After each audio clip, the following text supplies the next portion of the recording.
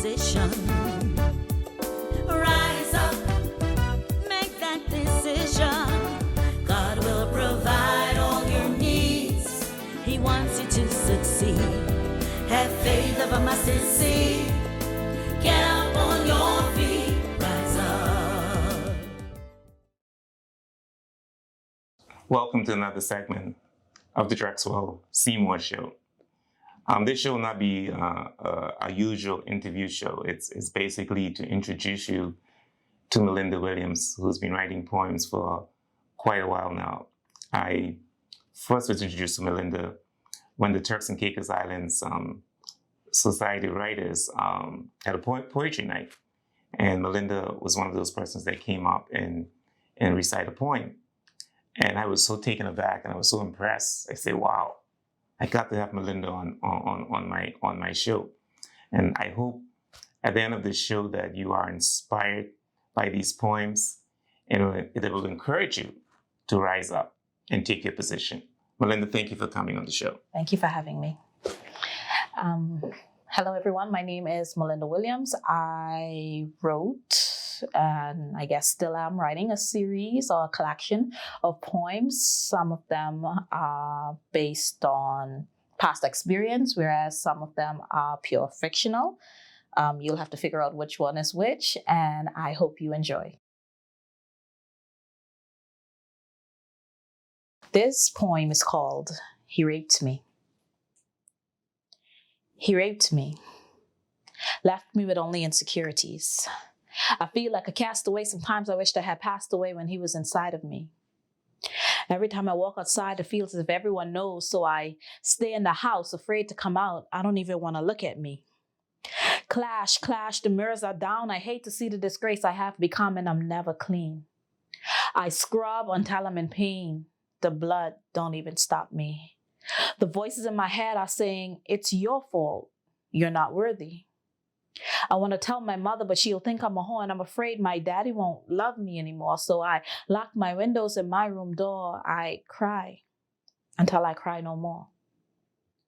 I pray all day and ask the Lord why. Why am I his castaway? Why did my parents have to go away? Why didn't he take me away from that day? But I'm still here in this world of fear, and I don't want to feel this pain anymore. I want to be numb. There's still a few spaces on my arms, just for a few more. The first cut, tears ran down her eyes. The second, she got used to it because it's not her first time. But while she thinks about him, inside of her pushing deeper and deeper, she cuts deeper and deeper, blood thicker and thicker. So she begins to fill the bathtub with water. 2 hours later, her parents found her dead in the bathtub. 2 days later, they found her diary dated January 10th, 2010. That man my parents call friend, he raped me.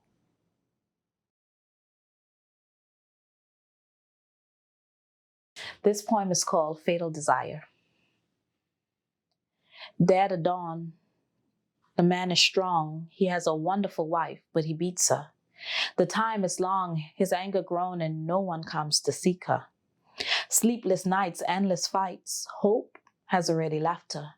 Kids asleep while daddy creeps in the room to beat them. Mama cries, asking why. Lord, how can I defeat him? Daddy is out drinking and about, and the anger, it overwhelms him. So he came home to the kids' room where Mama, she slept beside them. She pulled out a knife, stabbed and killed his wife. Kids ran out the room and hide. He took a shotgun. Boom, boom. He shot both of them and never cried a tear. If Mama had only laughed, her and the kids would now be here. But she stayed. She stayed in a relationship that turned into a shipwreck. She tried to do better, but her battle wasn't her best. She paid the price for those I love yous. Now she's no longer here. Why be in a relationship if it's full of fear? She had sorry for apologies, flowers while on his knees. Forgive me, I'm sick. She stayed, so people thought she earned it. Don't stay because you love him. Leave because you love you, because love has no form of physical abuse.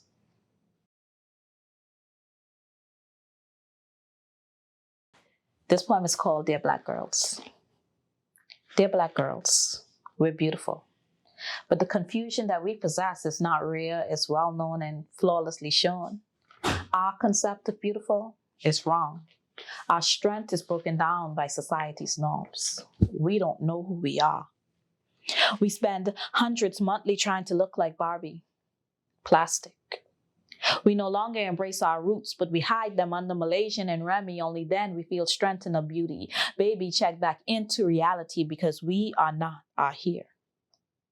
We hide behind built-on masks that mask our beauty. It's like we're running from what's really underneath. Why are we not satisfied with the gift of natural beauty? Primer, concealer, mascara, eyeliner, eyeshadow, blush, all a bit too much Black beauty. But we don't end there. Apart from the fake hair, we put chemicals on our skin to remove our heritage because being Black is just a bit too much for us to accept. Dear Black beauty, you were created by a God who makes no mistakes. So why are you trying to fix what's not broken, perfect perfection, rebuild a masterpiece, rewrite what's written in stone? Your Black is nothing to be ashamed of. Yes, we were told that nappy hair wasn't good enough, that Black was the color of dirt, that we didn't matter, that we would never win. But we're so confused and focused on skin color that we forgot what's on the inside. We misplace our morals, our love, our drive, our need to live right with self-hate and discrimination of our own race. Let's not be what they think of us. Rise up, stand tall. Your Black, my Black, our Black is beautiful.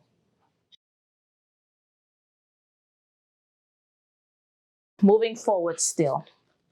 Come, he said. Then Peter walked down out of the boat, walked on water, and came toward Jesus. But I'm stuck. Trying to live by the word, but not knowing the word, so moving forward in Christ is now absurd. Still, so keen on embracing the past when things weren't that hard, because the present is like an ocean and I can't swim. I'm drowning. No faith, so my future is dim.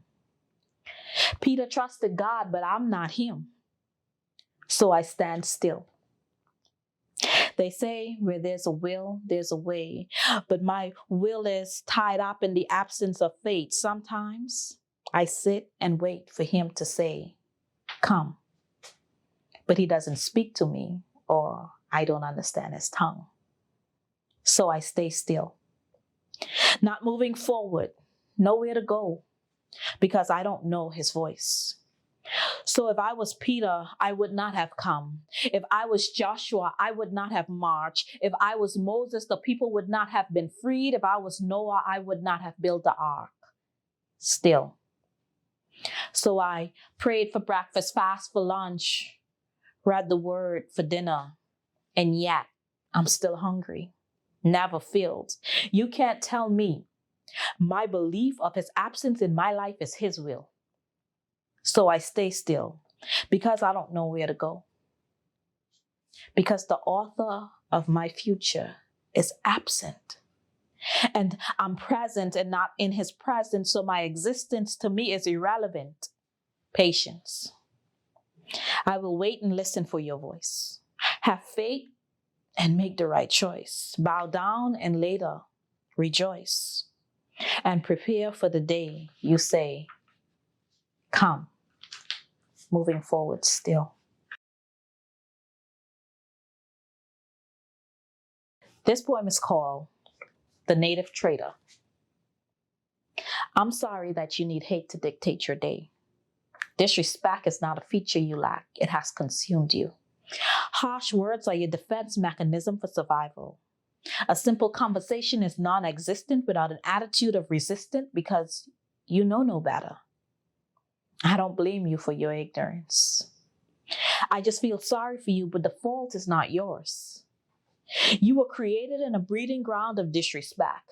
They recruited the weak-spirited, they stripped you of the little you have left, and then the process begins to create a monster. They nurture you, fed you, clothe you, educate you with their culture. Now you have forgotten where you came from. Now you're strong with no soul, but also blind and cannot see that you're empty. French kissing floors to get to rooftops, destroying roots to hold on to twigs. Will they remember you when they leave? You were a child soldier, fighting a war and you don't even know why. Your tongue is like machetes and guns. You have no friends, just a trail of victims. You serve a master that justifies you killing your own. Grow up. You are at war alone.